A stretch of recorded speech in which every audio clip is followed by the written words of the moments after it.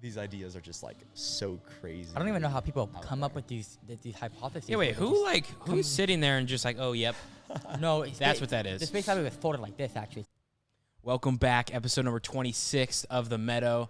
We are joined here today by a familiar face. Well, actually, two familiar faces. One, my roommate Garrett and Ryan Westcott. Go ahead and introduce yourselves again, just for those that don't know you. Yeah, my name's Ryan. I'm from Portland, Oregon. I'm a freshman here at Cal Poly. I'm a mechanical engineer. And yeah, this is my second time on the podcast. Very cool. I'm excited you're on. You were a great guest last time. Thank you. I'm Garrett. I'm from Dylan's hometown near Sacramento, actually Rosewood, California.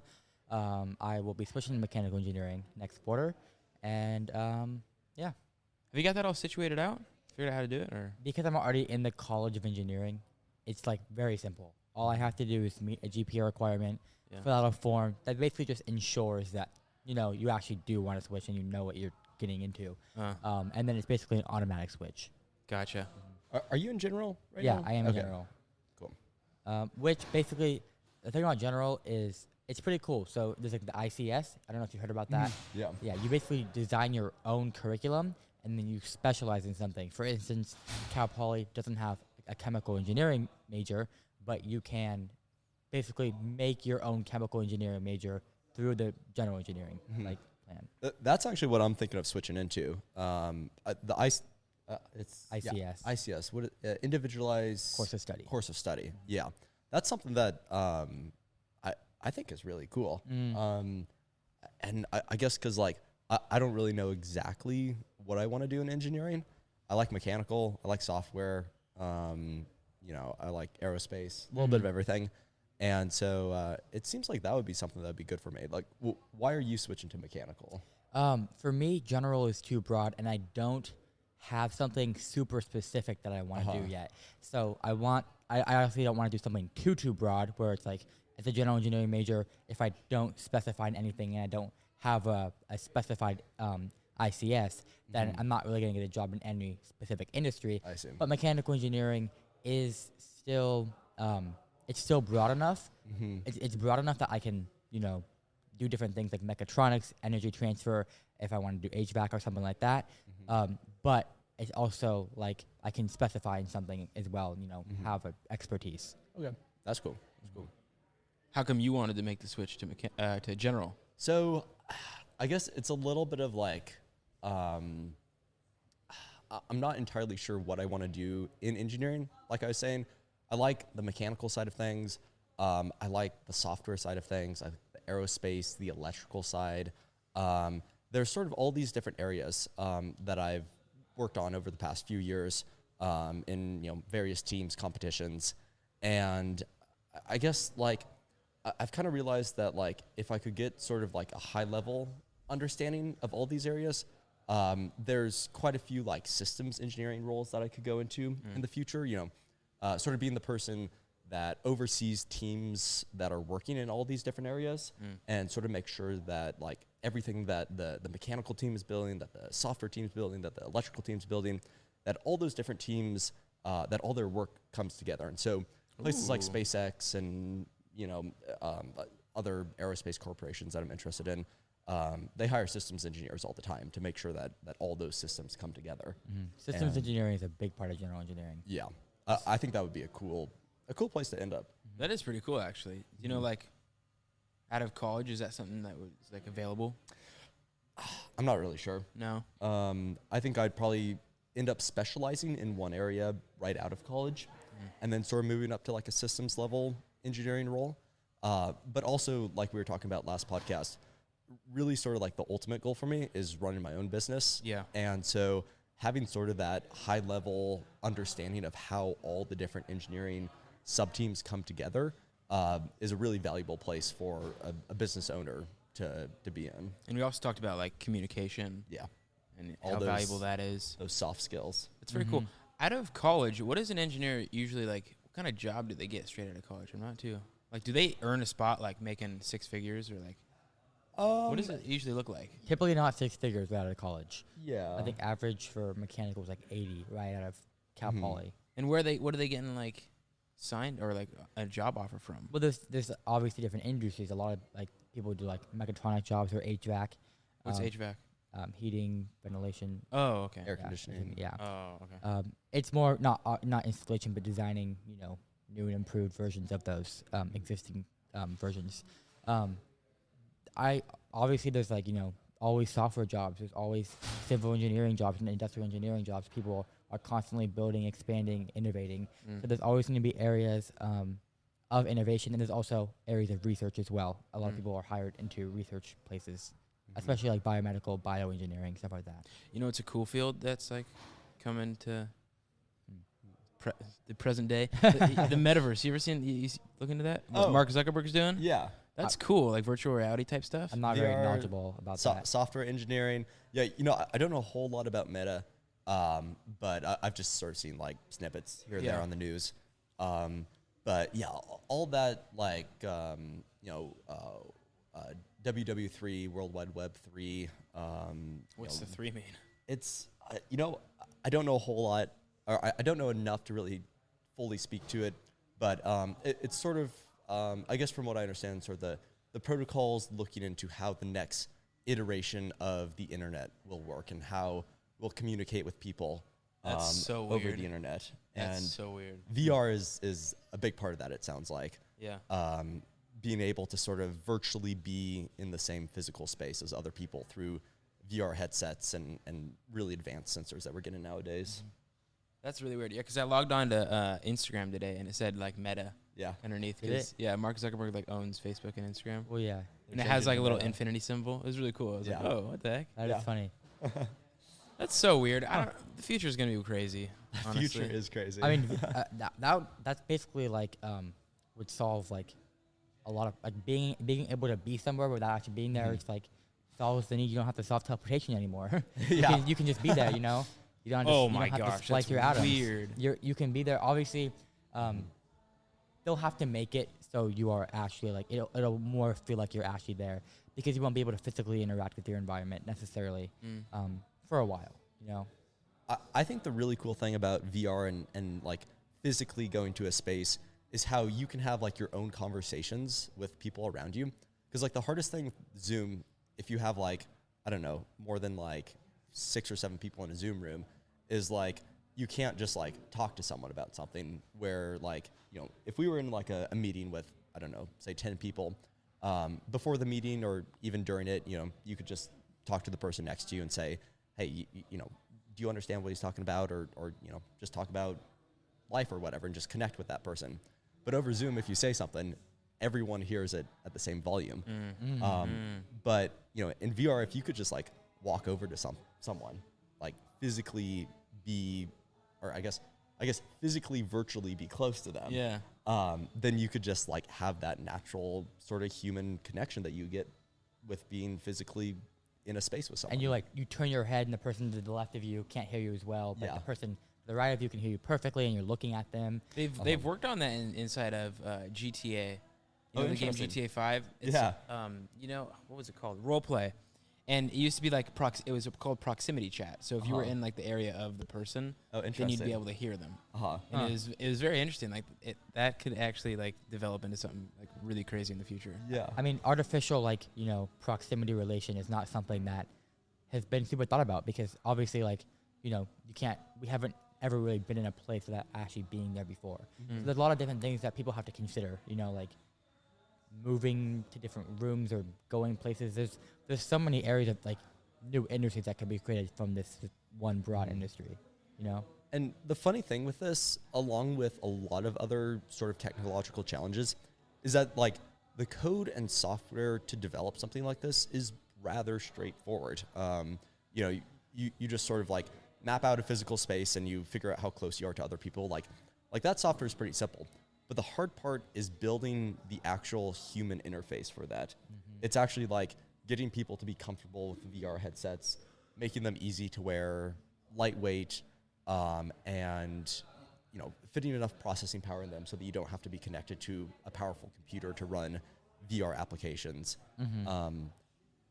It's all that interface stuff that is such a big challenge for so many new technologies. I wonder what the limits are as far as like how long till instead of putting on a headset, we just go to sleep or something, and it chips like in us, and then we're just in another like. You ever seen Avatar? Yeah.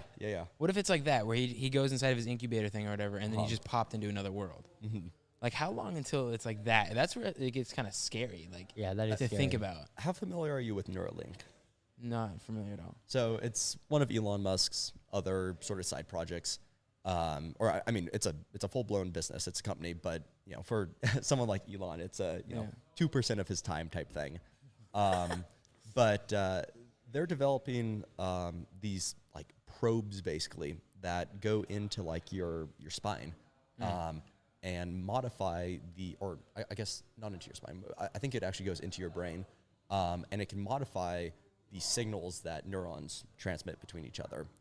And so sort of their first step in it is, let's solve neurodegenerative diseases. Meaning Like Alzheimer's, dementia. Gotcha. Things where like neural pathways are breaking down, and if we have a computer sort of augment those neural signals, we can solve some of those problems that our brain just kind of ends up with in bad situations. That's unfathomable, honestly. Like something that can cure the degenerative properties of like your brain. That's wild, honestly. And like the cool thing about it is that like once you have the ability to do that, and you can like properly analyze and decode like neural signals and then implement your own neural signals, is like from going forward, like you can just jump into like the signals that your eyes send to your brain, and then at that point you can just like create whatever image you want in your brain, by modifying those signals that your eyes output. I mean, if it got that advanced, it's almost like you could code all of the how your specific unique brain transmits like neurons or whatever, and then you could like say if you were to die, you could technically take that code and put it into another body, and then like you could be another person living another life. Yeah, with the same. That's so weird. There's like it's crazy. But like Ryan said, the human interaction, and I mean like. Okay, so like you know how you've heard like, oh, if you start your day by making your bed, you'll have a more productive day. It's a good way to start your day. So I think that going back to just virtual reality, being in a different place without actually being there, that it would be difficult to design that concept, because like it wouldn't necessarily feel real at first. It might be more real, but I don't know. People would have to adapt to that. People would have to adapt to being in an environment, and like how much effort they would put into interacting with their surroundings, because they're not physically there. And I feel like that kind of translates to the whole like moving like code to somebody else's brain that once belonged to another person. Does it feel like the same person? Like, are they like cognizant that this belonged to somebody else and that it's now them? And it's like, and it's just kind of weird to think about. It's so weird. I mean, I think that like VR is like, its goal is to make things feel natural, like virtual spaces feel natural. Right. And we're just like not quite to the technological stage yet where like you move your head around and everything is like super smooth and the graphics are like as detailed as real life. But I mean, as processors get smaller and we can fit more transistors onto like the same size as processor, Moore's law, we can start putting more processing power in those headsets in smaller spaces, in lighter weight headsets, so it feels like there's just like nothing on your face. Right. And I think it's only going to be a few more years until we end up with VR that is absurdly lifelike. That's scary. Maybe more than a few years to really get all the graphics smoothed out. But you know, within the decade, we're going to have absolutely absurd VR. That's for sure. I think it'll only be a few years till we have that, but I think it'll take a while to implement that, especially older generations. Like, you know, we don't want to change the way we interact with our environment. I don't want to put on this headset to you know, go to a class. You know. Yeah. I think it'll definitely take a while before it's implemented, but it could be like a huge game changer for so many different things. I think innovation could go faster. Learning could be completely optimized. Yeah. Have you ever seen Ready Player One? Yes. I So haven't. how far are we till it's like, I'm starting to think that's really real. That was probably just a prediction. I mean, like a It's just foreshadowing what the future's going to be like. Yeah, that's a tough one. I have such a hard time like predicting future things. I feel like because just like technology takes all these like weird twists and turns and like delays that are like hard to understand. And I think like in terms of like technological advancement, the delays that you see are oftentimes because of like legal issues, regulations, building something that like the government can keep up with and accept. Because like if you just gave some people, exactly. Like if you gave like Elon some time to just like build whatever he wanted with like no, I guess like government involvement, you'd see like crazy exponential technological growth. So you're saying that the delays are on purpose? I don't know if they're necessarily on purpose, but just like government approval is a really, really slow process. Oh, That's that's weird. evident in a lot of places. The government moves very slowly. Yeah. Change is not a quick thing, Yeah.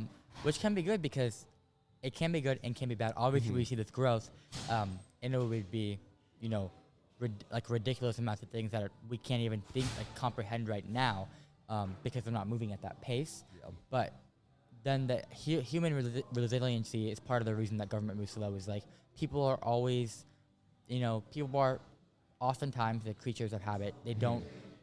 Like I know a lot of people that like. This goes back to like the whole.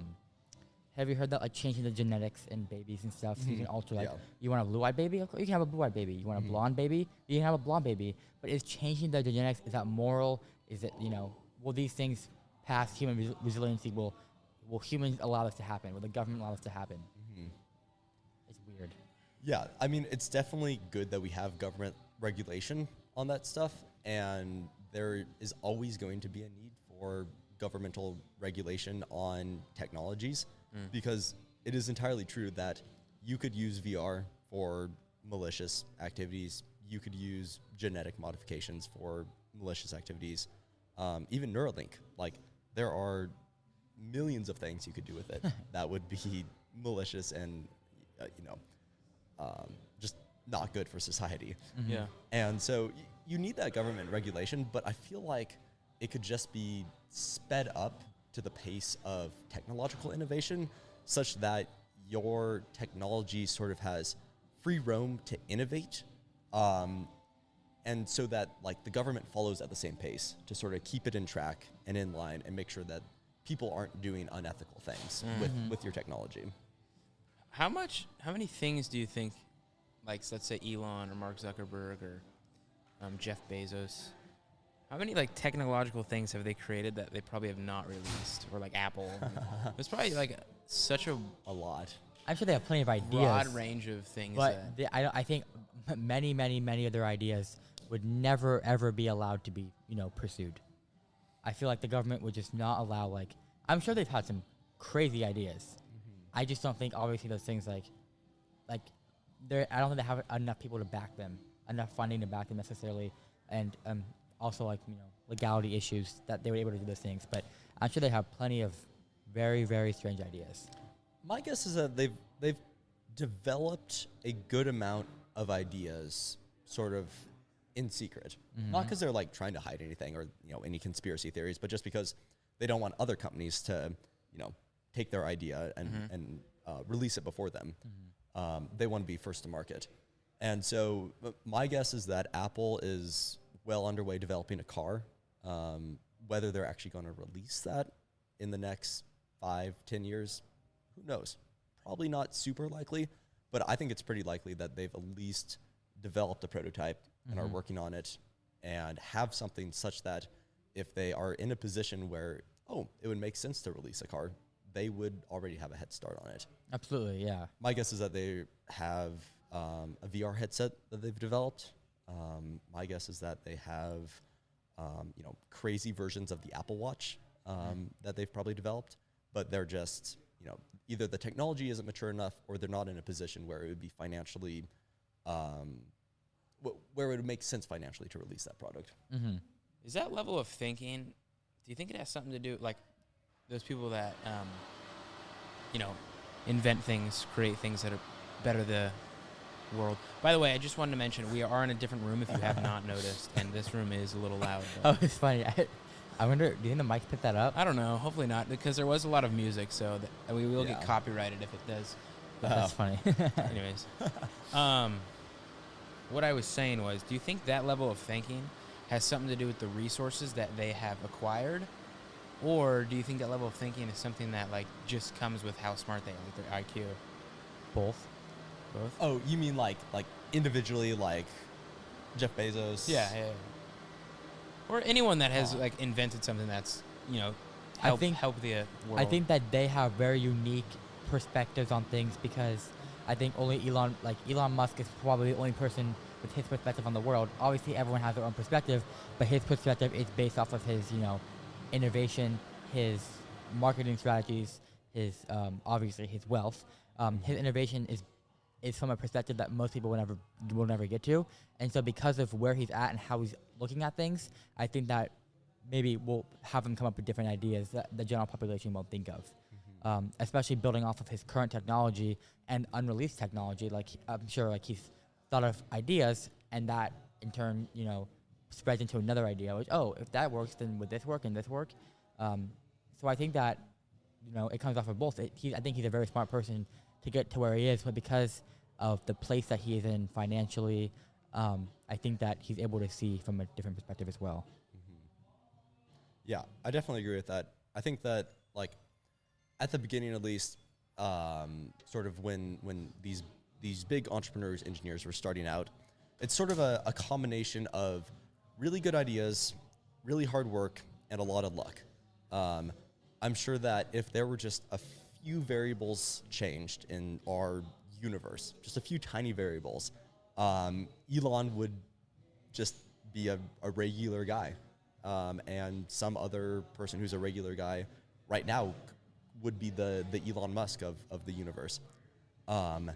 And, he definitely got lucky with some things, and he definitely worked really hard for some things, but I think luck definitely plays a big part of that. Not to discount the hard work that he put into it. Oh, yeah, no, for but sure. Many, many, many people put in that amount of work, and not many people will get to that spot, Yeah. It is hit or miss in a lot of situations, but advocates for is pursuing your dreams, and it's important because I'm sure there are plenty of people that don't have the opportunity to pursue those dreams that could make a huge impact on the world. They just don't have the resources. Yeah. What about this? Do you think that a lot of people might have the same ideas? It's just like who did it first? First to market is a big part of it. But it's not everything. There are people who are first to market to things, companies that are first to market, but then all of a sudden you have another innovator come along that does it better. Everyone had BlackBerries 15 years ago, something like that, and then the iPhone came out, and they combined products that they knew would fit well into one device, and they did it better than BlackBerry. They did it better than Nokia. And then they completely took over the market for business-focused phones. Yeah, that's so weird. Yeah. Different, similar ideas, but different, adaptations and displays. Yeah. It's crazy seeing massive companies fail over the course of 2 or 3 years. Yeah, it's wild. Like, just the time span that it takes for like a massive corporation to fail once another competitor has released something that is exponentially better is just, it's crazy. It could happen to any corporation. Yeah. Like, obviously you think, Apple, Amazon, Tesla, those things are, wild, but, what if somebody made a phone better than Apple right now? Yeah. Better than an iPhone? What would happen to Apple? It would almost become, I would not say it would become obsolete, but I don't think it would be as big as, like, it would become like a Samsung compared to Apple right now. Not in terms of phones, but in terms of just the corporation as a whole. I don't know if that would ever happen. I feel like Apple is so far down the road. That's what you think. And so developed. But other companies that aren't necessarily putting out their current technology or where they're at as well, maybe because they know they can't compete currently.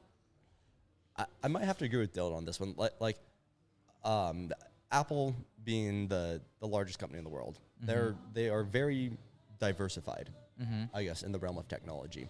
they have everything from phones to desktop computers to tablets. They have the HomePod. They've got a bunch of different stuff, and they get, I believe, most of their revenue from the iPhone. Although now it might actually be services. I know that they've sort of been making a big push to move away from hardware profits and more into service profits. Selling their Apple Music subscription, iCloud subscriptions, servicing devices, all that sort of stuff. And so I think if another competitor came out and released something better than the iPhone, I'd be inclined to say that Apple has enough diversification that they would still sustain as a business, at least in other areas outside the smartphone market. Sure, but what about a big fish versus a big fish? What if Amazon came out with something similar? Amazon already has its whole market for retail. It already has Amazon has everything. It already has its whole delivery and its new up and coming drone thing, and it has its version of the HomePod, the Echo Dot, and it has plenty of other things. So what if what if you could have centralized technology where all of your needs are met in the same place in a way that just makes life convenient for you? What if you could tell your phone to, like, Alexa, can you order me this on Amazon right now? I want to answer the first question first, then I'll get to the big fish versus big fish. I think the reason that Apple is so large and like nothing will ever pass it is because people don't like taking risk. So if I had the brain power to, like, I think generally people do not like taking risk. If I had the brain power to develop something good, I would go work for Apple.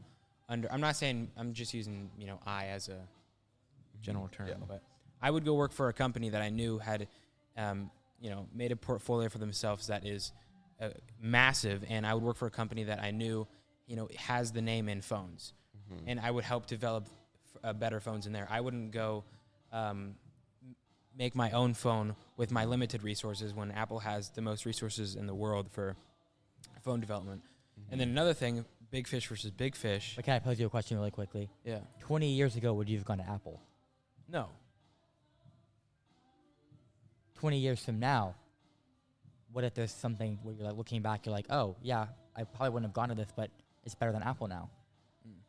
I mean, obviously, a lot of growth is exponential, but 20 years ago, many, many people would not have considered going to Apple just because, oh, it's not as safe as BlackBerry. BlackBerry is what everyone has. Why, risk this new technology? I'll just get a stable job. Obviously, it's not really possible to think about because we don't know what the next step looks like. I'm not saying it's going to happen, but I'm saying it's possible. It's not like an impossibility that something could overtake Apple. I don't think Apple will become obsolete, like Ryan said, because it's a diverse portfolio, but I think that it could, be overtaken by a little bit by something else in the near future. Okay, go ahead. Yeah, it's funny. Like, we definitely see this, like, overtaking from these big companies. I don't know, maybe every 10 years, something like that. But I don't know. I don't have any data on that. But this is going to be a funny podcast to look back on in like 10 years. I was thinking like 26. Yeah, like what happened to Apple? Like, in 10 years, who knows? But it could be funny. Completely different, and it would be so funny to look back on and see, our perspectives, thinking like, oh, is Apple still going to be this big thing? And we're probably going to laugh about it. Obviously, yeah. And then it just doesn't exist. Here's another. We're looking from Amazon phones. Oh shoot. Yeah. Here's another big argument. Big fish versus big fish. People do not like change. They've established themselves. Apple has established themselves as a trustworthy company, and people like their phones. I don't see if Apple continues to produce phones, I don't see why me as a consumer would want to switch from, this luxury phone. You open the box, it slides out like a frickin' banana in a peel or something. I don't know why I would want to make the switch from Apple to Amazon when I know Amazon has come from a shipping service or whatever. I just don't. I feel like they've already established themselves as the top dog. I don't see it changing because people don't like change. Well, I mean, so two of my good friends, John and Sam, they are getting. I think they're both getting iPhones, but they both have Samsungs currently. They're getting iPhones more because of how iPhones interact with each other. iMessage, FaceTime, obviously MacBooks, and you can connect those things very easily, like photos, stuff like that. But they both prefer the customization aspect that Samsung currently offer you, because Apple didn't have widgets until 2 updates ago, Yep. and Samsung has had that for years. So I don't think that other companies are necessarily behind in the technology yet. They're just not. Just haven't gained that traction. So I don't think Apple is that far ahead of Samsung in terms of phone technology. It's just more users use iPhones, which draws more attention to it. I think I should mention something here. We are looking at this, I guess, from a United States perspective. Oh, absolutely. Yeah. There are far more Android phones in the world than there Yeah. are iPhones. I didn't think about that. The market cap of the iPhone is, this is a few years old, but I think it's something like 23% or something. You look at all the phones, which is kind of surprising when you look at it from I guess maybe specifically a California, West Coast, United States perspective. I guess if I had to estimate it in this building, probably 90% of people own an iPhone, something like that. Sounds about right. Yeah. Yeah. But if you go to a lot of Asian markets, if you go to a lot of African markets, I think sort of in those areas, in those markets and regions, you will see probably 90% of people with Android phones and maybe 10%. And it's just sort of, I guess, I think it's sort of a cultural difference, a marketing Accessibility. difference, accessibility. We live in a very wealthy part of the country, In and the I guess the world. world, Yeah. for sure. And so, you end up with people where a luxury phone is sort of the norm for people, whereas in other parts of the world, a luxury phone is a luxury phone Yeah. that maybe 10% of people have. Right. That's And true. so, I guess, with the understanding that Androids have the market cap, I guess, does that change your perspective at all? Maybe with like how you think, another company might Sure. overtake Apple? Yeah. That's definitely something that's important to think about. I want to pose another question, and I've never asked this, so I don't know how to phrase this eloquently. But do you think that given the government or just humans allow innovation and exponential growth to occur with very limited bounds, people just don't, just the law just doesn't limit these things as much as they are currently. Do you think that it could create an environment like that there's like even greater distinction, which is almost like a bubble that's between like a first world country and a third world country? I don't know if I totally understand the question. Like, Yeah. I'm trying to think of how to phrase this, because right now I think a lot of innovation is being spread elsewhere, but within the United States or maybe like a trial country, would they just allowed innovation to occur unbounded, like that? Could that create like a biome where everything is just like you see? I'll give the example of like Wakanda. Yeah. Insane technology, but none of the world has that or has access to it. Could something like that happen? I don't know. That's an interesting one. I mean, for exponential technological growth to happen, it takes a lot of resources and a lot of variables. It takes the right people, it takes money, takes the right government to support that and promote change and growth. In Rwanda and there's 2 African countries where there's this drone company over there they're building drones that carry life-saving supplies between hospitals where like the roads are really hard to drive on in really inaccessible areas. And so like now I think like over 90% of the blood transfusion deliveries in Rwanda are done by drone because it's just like so much cheaper than driving a car over these roads hundreds of miles to get it to someone. Right. And they can do it there because the FAA doesn't exist there. They have their own drone laws, and their drone laws don't say, oh, the operator has to have visual line of sight of the drone. You have to stay under 400 feet, blah, blah, blah, all these don't different even need rules. a drone license. I think it's heavily unregulated there in terms of what drones can do. And so they were able to just build this business, and now they're saving thousands of lives by and cutting tons of costs by using drones to deliver medicine and blood. Whereas here in the U.S., we have super tight drone laws. They're starting to implement a waiver system and a transponder system so that you can get a waiver to do experimental operations like this. You can put a transponder on your drone and you get more permissions. And so we're sort of moving towards that, but like we're like 7 years behind what's being done in Rwanda, which is kind of weird to think about. Wow. And I mean, different ecosystems have different laws, and those laws affect growth. And it's kind of weird to think about, like, we could be doing something that could, like, what are we not doing that is, not saving lives? It's kind of weird to think about. Like, that's why there's always room for innovation. Is like, there are always ways we can improve medical and just in general, just all technology. You know? That's for sure. And that goes back a long way into engineering, and to our beginning conversation on engineering and being a systems manager, and like how are we going to combine the software engineering and the code to the mechanical engineering with the drone to the biomedical engineering of the transfusions and stuff like that. Yeah. Something I'd like to do in another life. That would be very, very interesting. Being able to analyze all of those things. Yeah, is exactly that. See it all in the bigger picture, not just looking at the drone, not just looking at the bylaws and stuff, but looking at the whole thing as a picture. Yeah. You know?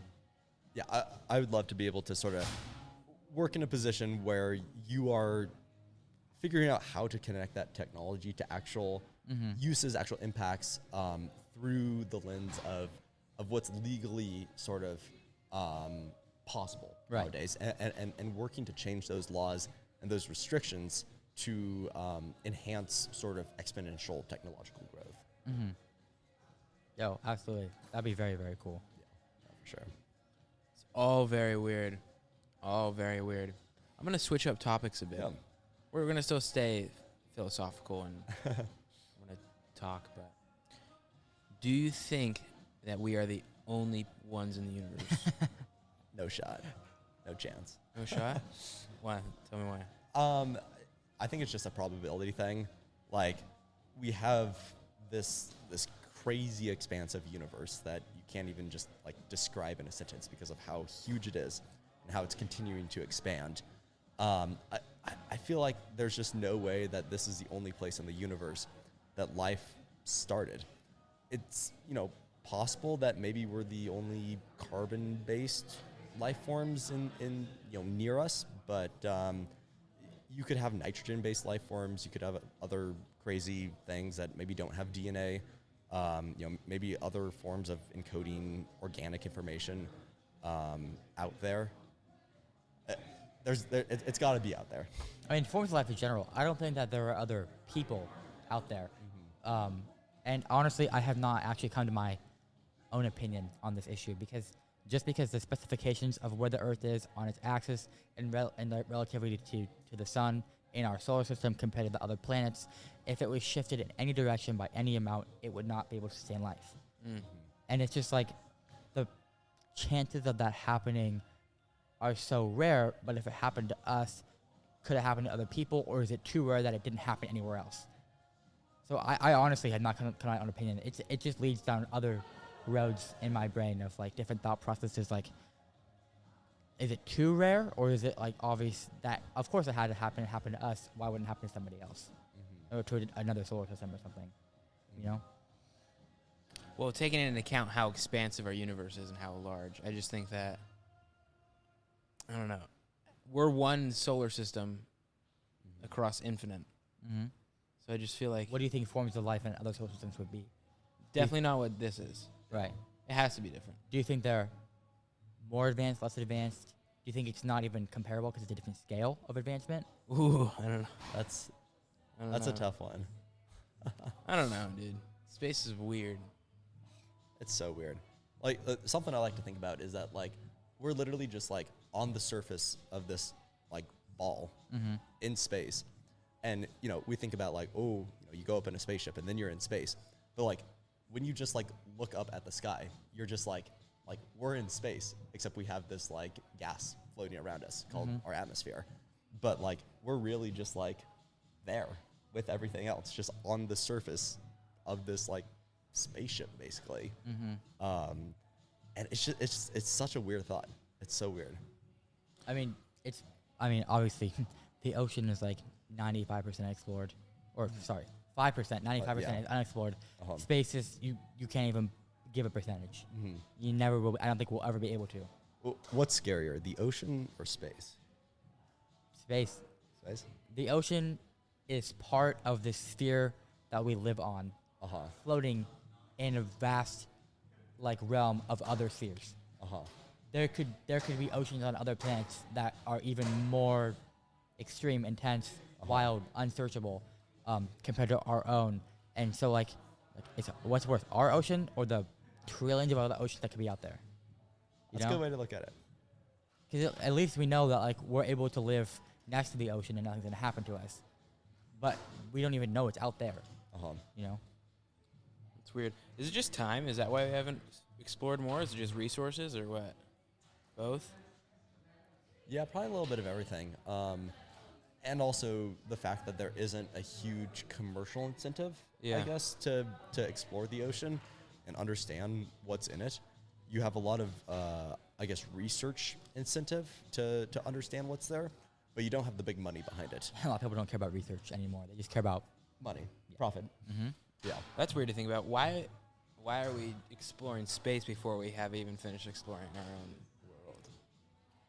I don't know. I mean, people are interested in different things. Obviously, somebody might not care about the ocean, but they might be a big innovator and be like, let's go beyond the realm of our, planet. I don't know that we'll ever. I mean, how would you go about exploring every part of the ocean? It's not like habitable by us, you know. Need a large team of people. Or robots. Yeah. Oh, maybe. That's what Elon's doing right now, actually. I think that space also has commercial incentives. Low Earth orbit is incredibly commercialized. I think the vast majority of satellites in orbit are commercial satellites. Either they're selling their services as communication satellites, or providing some sort of data to some company. You of course have a lot of governmental satellites that are doing surveillance, GPS, all that sort of stuff. And so you still end up with financial incentives there through the government. And so you have a lot of money in space, I guess. I mean, the whole, like, I think people will live in space eventually. Oh, yeah. I mean, maybe not in my lifetime, but I mean, possible. I mean, people, it's just honestly, like, I honestly just have no idea at all what's, like, in the future. We've had a persistent human presence in space for 20 years on the space station, I think. Yeah, about 20 years. Yeah, but until I wonder how long it'll be till there is a community. Because community is what's stopping, obviously a lot of people won't want to live there by themselves. They won't have any of the things that we have here, commodities and stuff. So I don't know if it'll happen in my lifetime, but I don't even know. I think that there are just millions of questions that I could just, like, pose to myself and just think about, well, would this happen? Could this happen? Like, if this happens, then this couldn't happen. Then, Yeah. It's weird.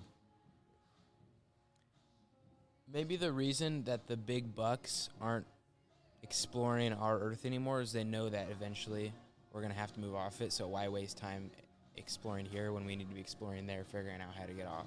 What if we could live underwater? What if? I feel like, I don't know, maybe it's just me, but I feel like living underwater wouldn't be as exciting as living in space. I don't know. I mean, if we could find a way to maneuver ourselves through water almost maybe like to the extent we can on Earth, if we could move through water, because right now it's with great difficulty. You can't step out of a submarine at the bottom of the ocean floor and do anything. No. You'd be dead. Yeah. In space, it's similar, but that's where they're trying to, find like a place where you can go out and walk. And a lot of it is that our human autonomy won't allow us to exist in either of those places yet. We have a very small realm of where our bodies are happy. Oh, very, very, it's very basically between sea level and 10,000 feet or so, where your body is happy. Yeah. And once you get higher pressure, lower pressure, stuff starts to break down. you know, you start to go up higher, you get crazy radiation, background radiation from just being in space. Oh, really? Your body. Oh yeah. Space is full of radiation, crazy radiation. By just flying on a plane for, I think it's like an hour and a half at 30,000 feet, you get more radiation in just that one trip than you do going through all the X-ray machines in security. Huh. A little scary to think about. Yeah. That's so weird. What is absolutely. that thing about? You ever seen Interstellar? I like. He stepped on a planet for like 45 minutes, but it was like 7 years back on Earth. What was the name of that? Called? That's Just like relativity or something. it has to do with special relativity and how gravity or our I think it's our velocity impacts our perception of time, or how we experience time. Because as you approach the speed of light, time slows down. I think because I think the reason that you can't travel at the speed of light is because time would cease to exist, and you can't have time completely stop. So on that planet, they were going faster than Earth was. Yeah. Which means in turn they were slower. Right. That's so weird. Hold on, it's about to pause. What's your favorite color? Favorite color? Oh, space. Space color. Space color. Theory where, maybe this was Interstellar. I don't know. I'm sure it's been posed in many space movies and just in general, where it's kind of folded like this, like. The fabric of space. Yeah. Space fabric folded. What do you think about that? Do you think you can travel from one spot faster, going through that fabric versus all the way like following natural dimensions? These ideas are just like so crazy. I don't even know how people come up with these hypotheses. Yeah, wait. Who's sitting there and just like, oh, yep.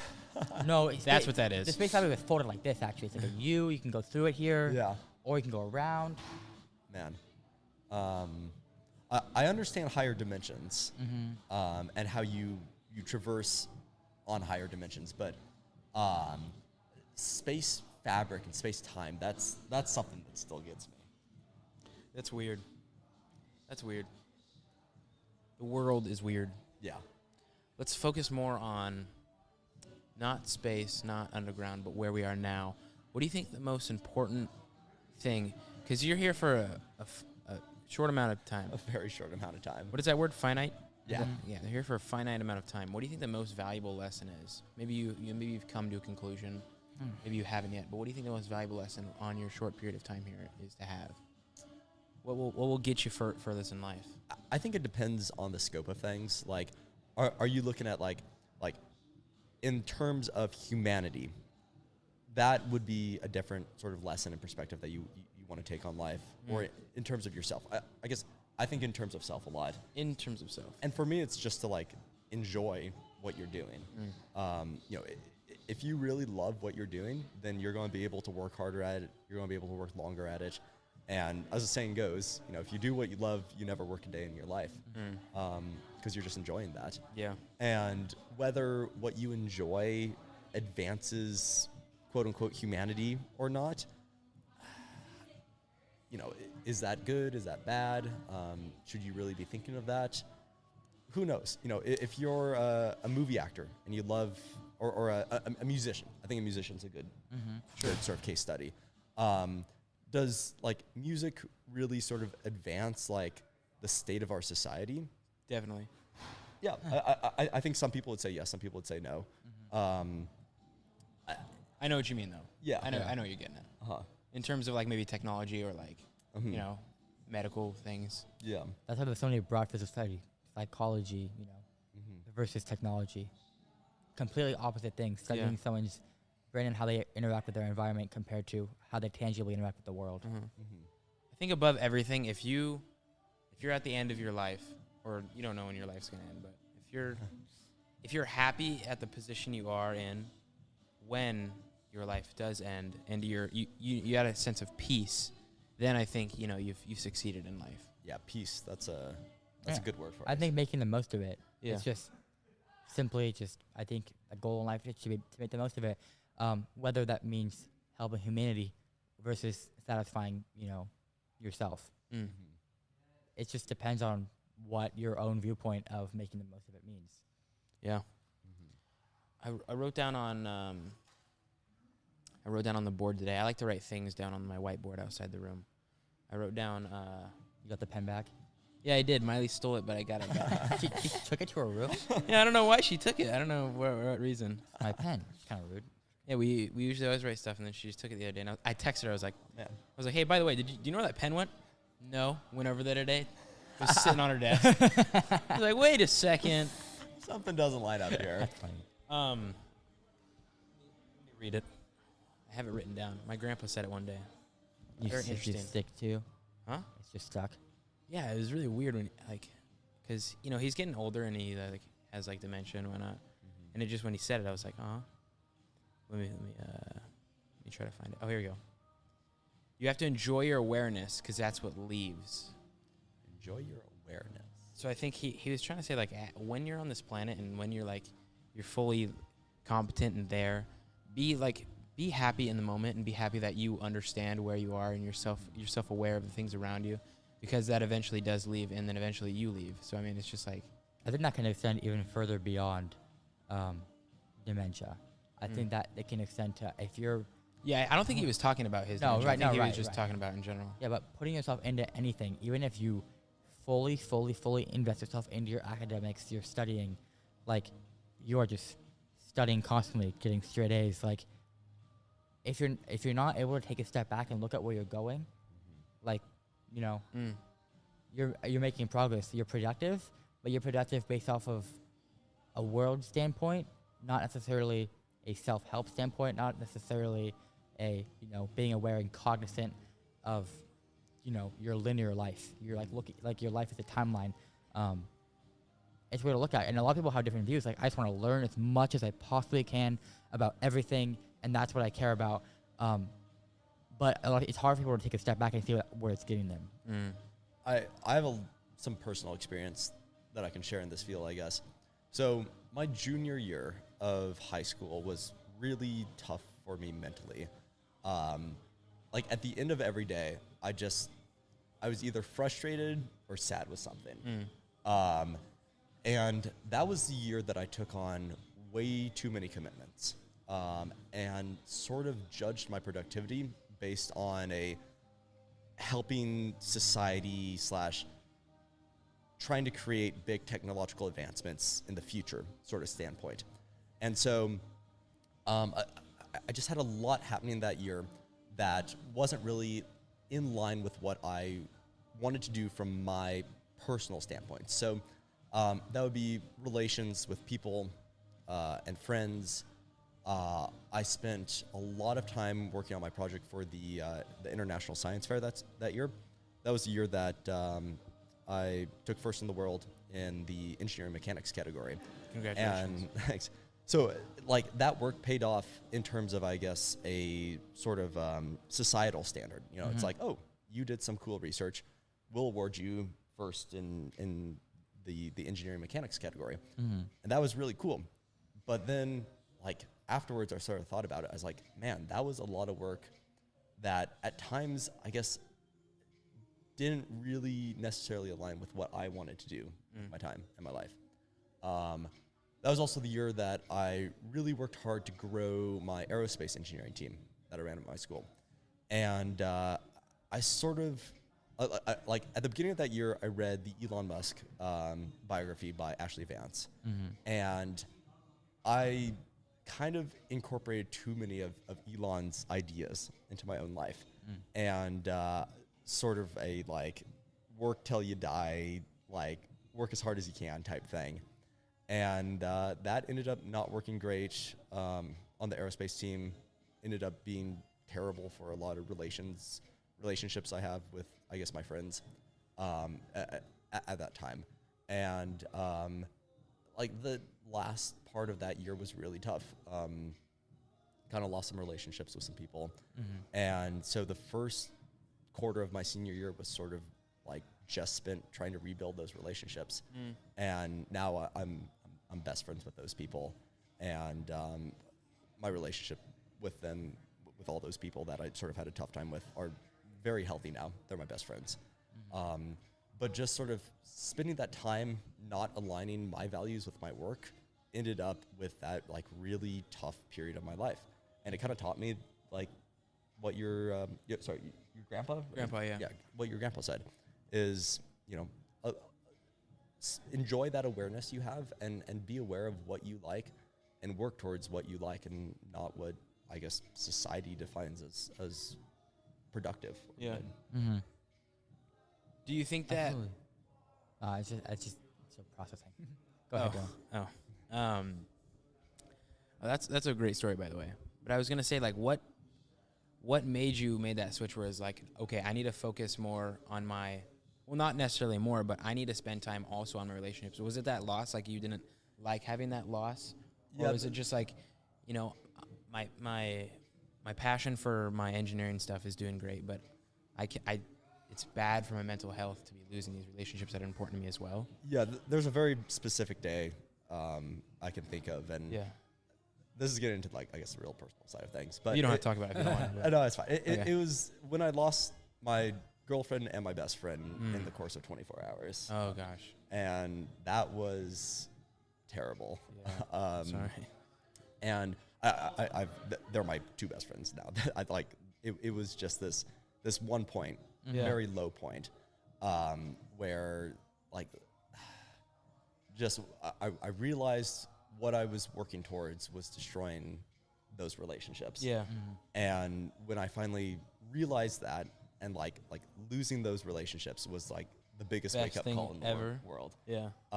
Because it was just a wake up call. And it was the night before my AP test the next morning.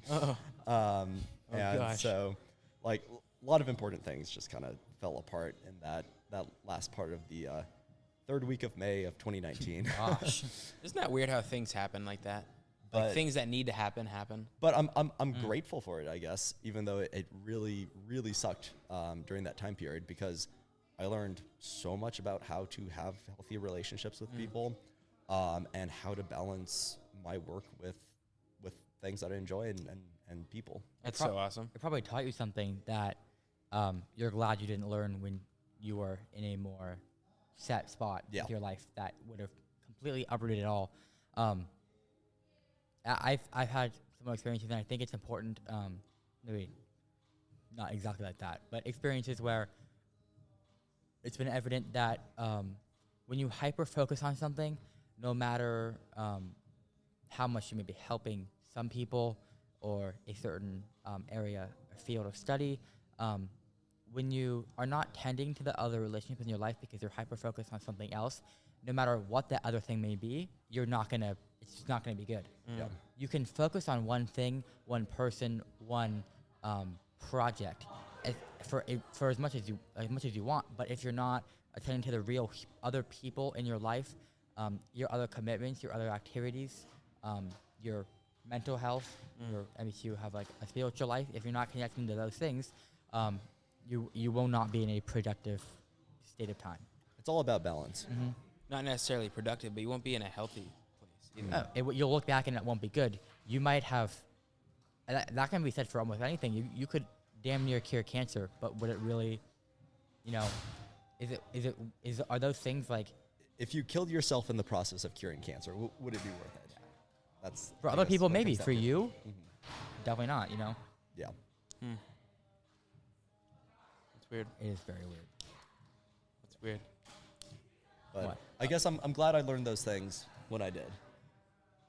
Yeah, I think we all have things that we still need to learn. I have a few things that I need to learn also. Oh, I do too. Everyone does. Everyone can always change. Everyone can always learn. Yep.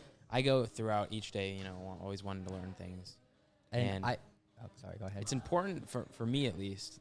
The big one of the things I love most, which most people don't, or so I've heard, is change. I love change. Me too.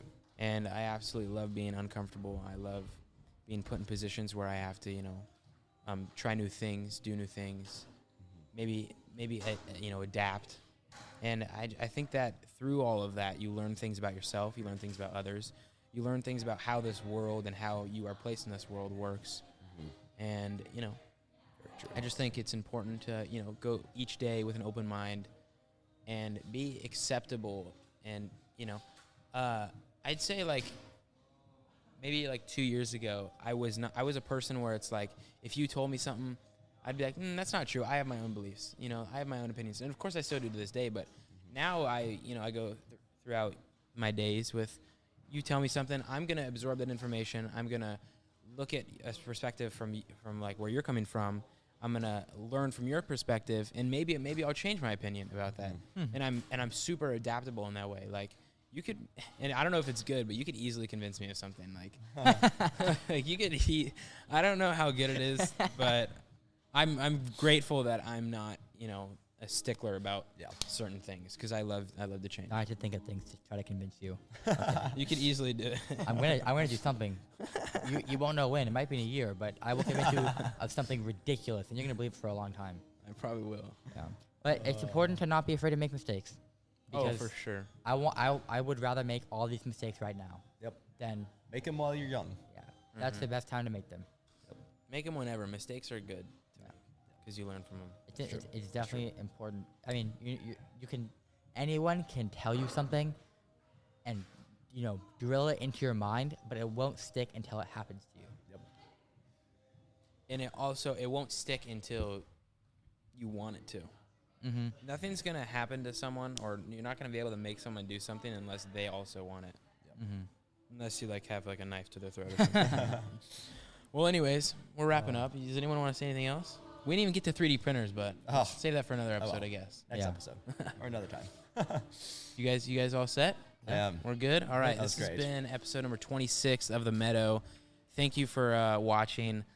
I'm sorry about the room change and the music. I don't know if we heard it, but I'll check I wonder if it's gonna pick up all the sounds, like the vacuum and If stuff. it did, then everyone was probably just jamming to music the whole time. They probably weren't even listening to anything we had to say. Anyways, this has been Dylan. Ryan. Garrett. Peace.